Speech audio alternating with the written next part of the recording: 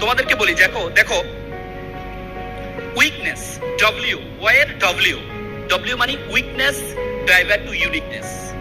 প্রত্যেকে আমাদের যারা আছি, আমাদের প্রত্যেকে এক একটা উইকনেস আছে, আবার প্রত্যেকে একটা বিশেষত্ব আছে। আল্লাহ তাআলা কাউকে অনর্থক সৃষ্টি করেননি। আল্লাহ তাআলা কাউকে অনর্থক, তোমরা মিস্টার বিনের নাম শুনেছো? মিস্টার বিন অক্সফোর্ড ইউনিভার্সিটির ছাত্র ছিলেন। যখন অক্সফোর্ডে পড়তেন, ওনার খুব স্বপ্ন নাটক করবেন।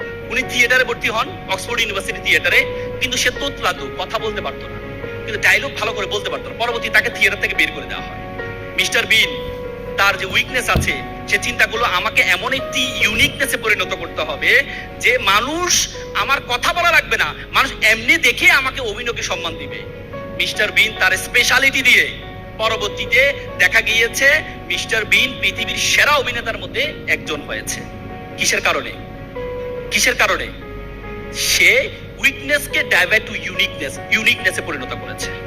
তোমরা মেয়েরা অনেকে ভাবো যে ভাইয়া আল্লাহ তাআলা আমাকে সুন্দর অবয়ব দেয় নাই, আমাকে ভালো চেহারা দেয় নাই। তোমরা বলো না? আমি একটা ছোট একটা এক্সাম্পল দিই।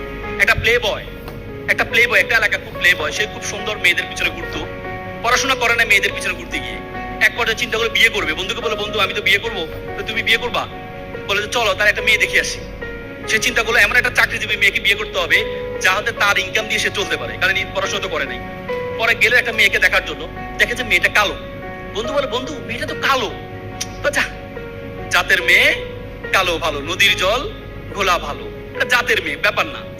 একটু পরে বন্ধু দেখলে মেয়েটা যে ট্যাডা, ও বন্ধু এটা তো ট্যাডা, যা এটা লক্ষ্মী ট্যাডা।